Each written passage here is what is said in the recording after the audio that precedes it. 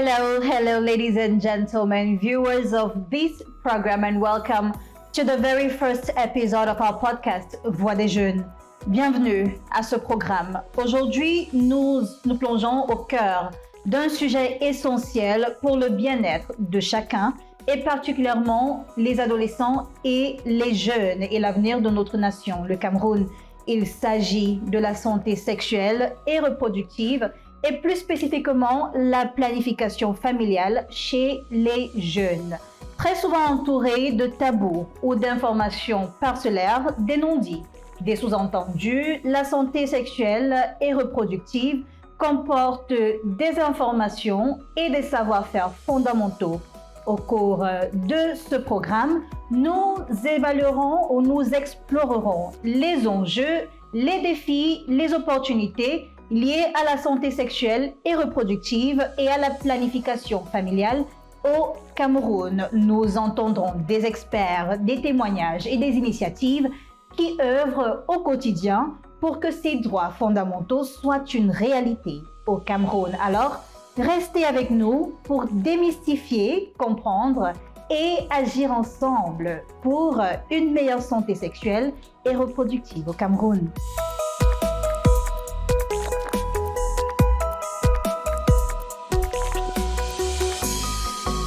Welcome back to our set. If you're just joining us, you're watching the very first edition of Voix des Jeunes, a podcast. With me on the set, I have two experts who will be sharing with us their savoir-faire, what they have been doing for years for youth in Cameroon, but also the world at large.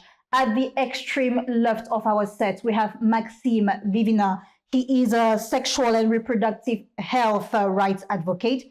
Good morning and welcome to our set. Yes, good morning. How are you doing today? I'm fine, thank you so much. Hope you too. I'm very well, thank you for asking. You have been in this domain for a period of 5 years. What has it been like?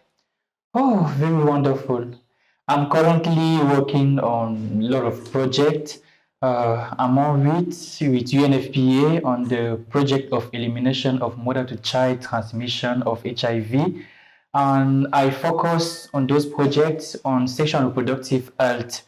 And I'm also part of a lot of international programs based on SDGs, mentioning the Africa SDG mentorship, which I'm focusing on SDG 3 and SDG 5.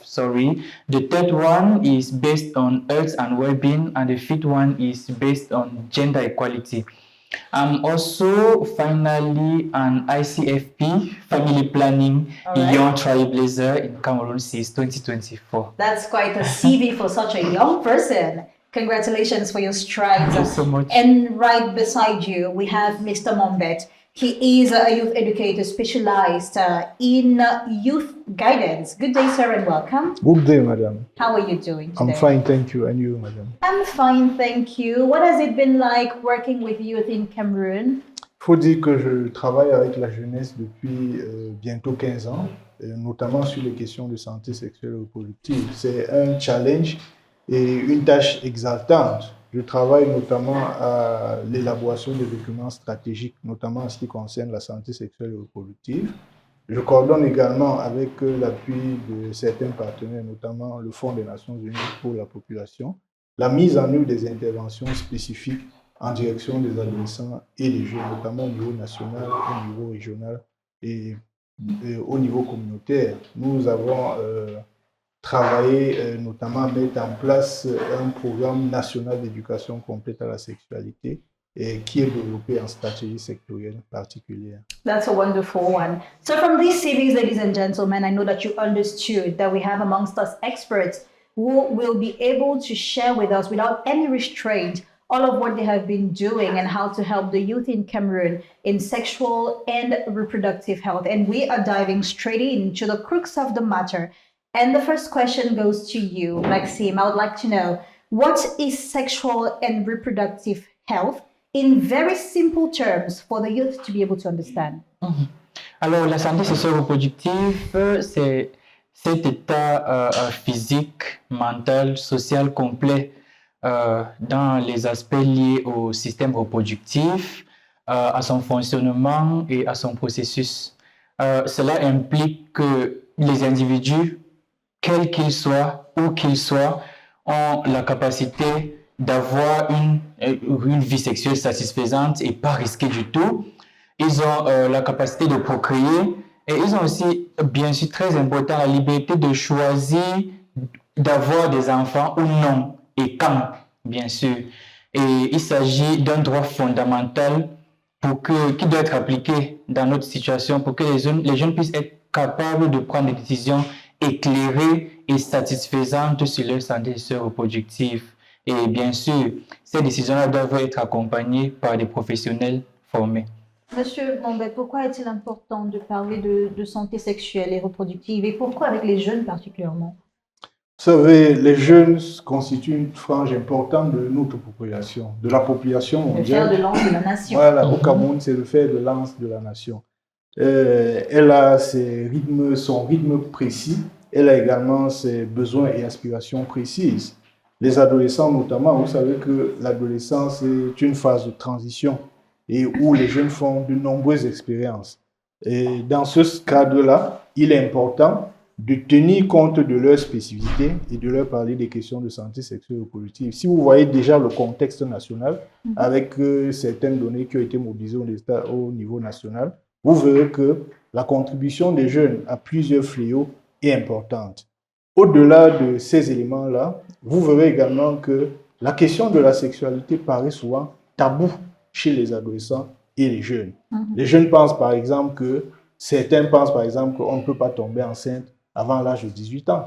Je vous le disais à l'antenne, je pensais qu'on ne tombait pas enceinte avant 17 ans. Effectivement. D'autres pensent que si on prend une méthode contraceptive, on pourra tomber stérile et on ne pourra pas procréer plus tard. Vous voyez donc il y a... Mais là, je ne vous coupe pas. Ce n'est pas que les jeunes qui pensent qu'on peut être stérile après des contraceptions. Effectivement. Même des adultes. Je connais quelqu'un de 30 ans qui m'a dit que si tu prends la pilule, tu ne pourras plus enfanter. Mais si les personnes qui ne sont plus assez jeunes ou qui ne sont pas adolescents peuvent penser ainsi, combien de fois cette frange est délicate? Il faut donc déconstruire ces idées reçues dans l'esprit de ces jeunes, mais il faut leur permettre d'accéder à la bonne information et au bon service. C'est pour ça qu'il est important d'en parler. Vous verrez d'ailleurs que la contribution des jeunes, notamment des jeunes filles à la mortalité maternelle, est élevé au Cameroun, près de 26%. Tout ceci est tributaire des grossesses précoces et non désirées qu'on retrouve chez cette cible-là. Parlons donc de ces grossesses précoces, la Maxime. Est-ce que vous pouvez partager avec nous quels sont certains de ces moyens efficaces pour prévenir des grossesses précoces? Oui, j'en ai plusieurs en tête qui me tiennent particulièrement à cœur, mais avant de les citer, j'aimerais qu'on puisse ensemble situer un peu le contexte dans lequel nous nous trouvons au Cameroun. Si on se fie à l'enquête démographique et de santé 2018, le taux de prévalence du VIH chez les jeunes, particulièrement les 15 à 24 ans, est de 1,3%. Et cette même enquête précise qu'il y a tendance à la féminisation du virus, c'est-à-dire que les filles sont plus touchées par le VIH dans notre contexte que les garçons. On connaît, il y a plusieurs facteurs qui favorisent cela. Et si on parle maintenant du taux de fécondité, selon cette enquête, vous allez remarquer qu'on a précisé que le taux de fécondité était élevé à près de 122%. Et dans ces 122-là, du moins 24% des filles ou bien des jeunes filles sont de la tranche d'âge de 15 à 24 ans, de 15 à 19 ans jusqu'à 24 ans. Et ça montre que le contexte du niveau des filles est beaucoup plus alarmant. Et si on se fie à ces chiffres, ce n'est qu'une enquête parmi tant d'autres. On peut aussi regarder le fait que dans notre contexte, avec les informations qui circulent, les jeunes sont beaucoup plus s'exposent beaucoup plus à l'activité sexuelle. On remarque que les chills dans les établissements scolaires, les partous, un peu de partout.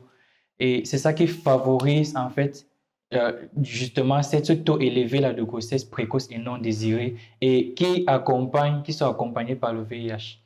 Et donc, pour pouvoir prévenir ces grossesse non désirée et précoce chez les jeunes filles, les adolescentes et jeunes filles dans notre contexte, il est primordial déjà, premièrement, de favoriser l'éducation sexuelle complète. C'est très important que les jeunes en général, parce que ça ne concerne pas seulement les filles, puissent être informés, puissent avoir des connaissances et des compétences assez forgées pour pouvoir prendre des décisions éclairées sur leur sexualité. Et je le reconnais, en tant que communauté, il y a de nombreuses initiatives qui ont été mises sur pied. De nombreux projets avec UNFPA, par exemple. Étant donné qu'on sait que les jeunes sont beaucoup plus présents en ligne, il y a de nombreuses plateformes qui ont été mises sur pied. Par exemple, je pense à cette plateforme-ci, qui est d'ailleurs inscrite sur mon t-shirt, YouthFP. Les parents et les jeunes dans cette plateforme peuvent avoir les informations sur la SSR et bien sûr les services qui sont offerts. Il y a dans cette plateforme la cartographie des différents points de prestation de services où ils peuvent se rendre pour avoir accès à l'information en toute confidentialité pour pouvoir aider les jeunes, leurs enfants à la maison en attendant que nous, les communautés, on vienne passer le message. Deuxième action que nous pouvons mener, c'est de faciliter l'accès aux contraceptifs et à la planification familiale pour les jeunes. Et troisième action que nous pouvons mener, c'est favoriser le dialogue parent-enfant. C'est très important que les enfants se sentent à l'aise dans leur contexte familial. Si les tabous sont brisés au niveau des parents, les enfants pourront facilement nous écouter, nous les communautés qui venons transmettre le message dans leur domicile. Parmi ces méthodes-là, on ne gronde pas les enfants. Je ne comprends pas parce que vous parlez là comme si nous sommes à l'Occident. Il y a l'éducation, family planning, contraceptives, dialogue, open dialogue. Is there no way that people can be brutalized to stop early sexual education, early sexual practices? Oui, pas du tout. Mais ce qui est, c'est qu'il faut briser les tabous au niveau des parents. Et c'est pour ça que, pour pouvoir régler ce problème, on fait énormément la promotion avec UNFPA de la plateforme Youth for Family Planning. C'est justement disponible en ligne où les parents peuvent avoir assez d'informations pour eux-mêmes d'abord commencer par éduquer le jeune. Et pour qu'ils éduquent les enfants, il faut que les parents aient d'abord brisé ce tabou-là dans leur tête. Et à travers cette plateforme-là, ils peuvent avoir accès à l'information. Monsieur Mombet, comment donc faciliter ou améliorer l'accès à l'information pour ces jeunes, mais également des services de santé reproductive? Oui, je vais m'engouffrer dans la brèche créée déjà tout à l'heure et je vais adosser ma réponse sur 3 piliers fondamentaux. Il y a l'éducation, il y a la spécialisation de l'information, il y a la facilitation effectivement de l'accès aux services. En matière d'éducation, notamment, nous allons insister sur l'éducation complète à la sexualité. Cette éducation permet aux jeunes d'avoir la bonne information, une information qui est vérifiable. Mais l'éducation complète à la sexualité peut être contextualisée, qu'on soit en milieu scolaire, qu'on soit en milieu extrascolaire, qu'on soit en milieu communautaire. C'est un levier sur lequel il faut appuyer, c'est un levier qu'il faut appuyer pour améliorer l'accès à l'information. Il y a l'éducation par les pairs. Vous savez que les jeunes sont mieux quand ils sont ensemble. Ils écoutent ceux avec qui ils peuvent facilement s'identifier. Voilà. Si vous avez un pool de jeunes que vous formez et qui ont la bonne information, qu'ils transmettent à leur père, le message passe facilement. Et là, vous pourrez atteindre toutes les cibles, aussi bien au niveau dans les zones rurales que dans les zones urbaines. Nous avons également des campagnes de masse. Vous pouvez faire des campagnes de masse au niveau communautaire pour toucher le plus grand nombre de jeunes possible. Je ne vais pas oublier les médias traditionnels. Les médias traditionnels, la radio, la télé, au niveau communautaire, on insistera sur les médias communautaires. Les radios communautaires sont un bon relais de transmission de l'information. Bien évidemment, le jeune collègue a parlé de la plateforme Youth for FP. Ce sont des mécanismes et des dispositifs qui permettent de passer la bonne information, notamment sur les questions de planification familiale. Maintenant, nous avons la question de l'offre de services. Il a été observé que la plupart des jeunes n'accèdent pas aux services parce qu'on leur offre des services dans un cadre qui réunit et les jeunes et les vieux, toutes les catégories sociales. Donc ils ont honte. Or, voilà, les jeunes ont besoin de confidentialité. et doivent être attirés. Donc, nous devons insister sur la mise en place des services adaptés aux adolescents et aux jeunes, des services conviviaux, qui peut les inciter à venir demander un service, mais surtout les retenir. Mais pour que ces services fonctionnent, il faut un personnel qualifié.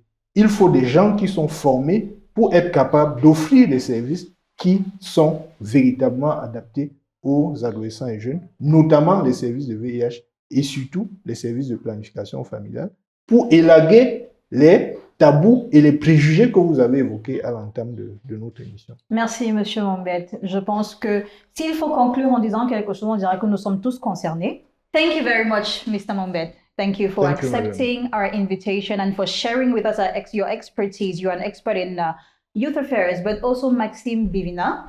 He is a sexual and reproductive health rights advocate.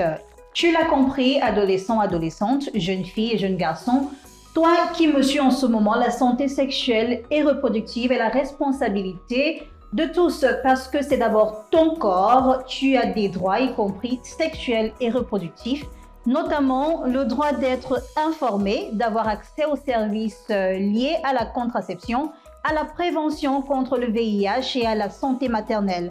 C'est également ta vie, car il s'agit de ton bien-être, du développement de tes compétences pour l'emploi et la protection contre les violences et les pratiques néfastes, comme les violences basées sur le genre. C'est également le thème de notre prochaine édition de Voix de Jeunes. En t'informant, tu protèges ta santé, ton futur et celui des autres. Alors, ose poser des bonnes questions et prendre les bonnes décisions. Pour aller plus loin, contactez-nous via nos partenaires Facebook, Twitter, mais également le site web Afrian Cameroun.